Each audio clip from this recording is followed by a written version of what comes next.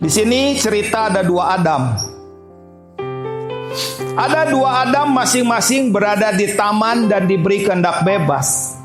Adam pertama adalah Adam yang di Taman Eden.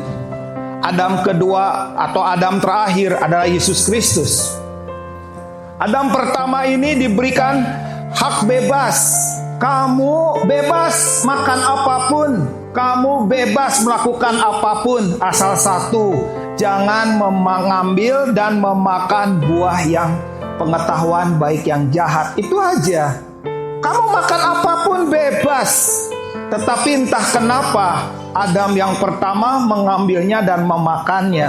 Dan itulah membuat satu orang itu yang mewakili kita semua itu menjadi berdosa.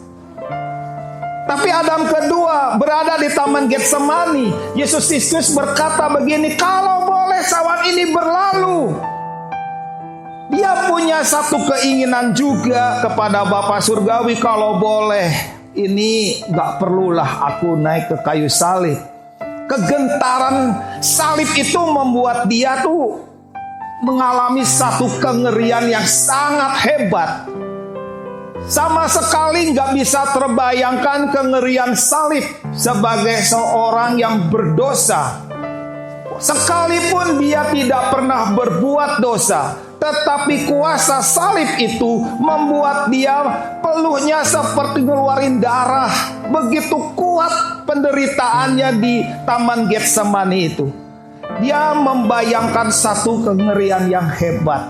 Kalau boleh cawan itu berlalu, tetapi kehendak-Mu-lah yang jadi. Kalau Adam yang pertama, dia mewakili sehingga kita menjadi seluruhnya keturunan yang berdosa. Tapi Adam terakhir itu, dia mengikuti kehendak Bapa dalam ketaatan, maka seluruhnya dibenarkan. Itu yang disebut dengan pertukaran agung. Siapa kita yang tidak berkata aku gak butuh penebusan? Siapa kita yang berani berkata aku gak butuh anugerah? Setiap kita butuh anugerah. Setiap kita diterima dan diampuninya. Setiap kita, apapun kesalahan dan dosa kita, Tuhan tidak memandang dosa dan kesalahan kita. Tidak diperhitungkan lagi. Apa arti kata tidak diperhitungkan? Artinya apapun yang kamu lakukan, baik kejahatan, pemberontakan dan segala dosa yang kamu lakukan, karena Bapa Surgawi memandang Kristus yang ada di kayu salib, apapun yang kamu lakukan tidak diperhitungkan lagi. Tetapi dosa kamu gak diperhitungkan lagi, tetapi kamu diperhitungkan dengan benar. Dosamu gak dilihat lagi, tapi kamu dilihat sebagai orang benar. Itu artinya pertukaran yang agung. Di kayu salib itu sesuatu yang besar terjadi. Roma 5 ayat 18. Sebab itu sama seperti oleh satu pelanggaran semua orang beroleh penghukuman. Demikian pula oleh satu perbuatan kebenaran semua orang beroleh pembenaran untuk hidup. Ini pertukaran yang agung. Tetapi ini tidak berbicara dilihat benar itu secara legal di hadapan Tuhan. Tuhan melihatmu legal, kamu orang benar. Namun kenyataannya di dalam kita masih aja problemnya di dalam hati kita. Itu proses penebusan berikut dan berikut dan berikutnya.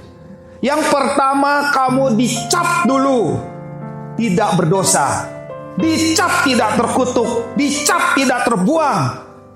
Secara legal kamu dicap sebagai orang benar. Jadi ketika kita dicap, distempel sebagai orang benar, Tuhan melihat kita benar. Gak ada alasan kamu berbuat kesalahan, berbuat pelanggaran, dosa, dan kejahatan. Tuhan melihatmu benar.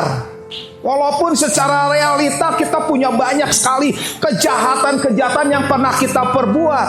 dosa-dosa yang begitu banyak yang kita perbuat, tapi Tuhan tidak melihatmu sebagai orang jahat atau orang yang terbuang. Tuhan melihatmu, engkau orang benar. Itulah yang dimaksud dengan demikian pula oleh satu perbuatan di salib. Perbuatan kebenaran, penebusan di dalam salib itulah semua orang beroleh pembenaran untuk hidup.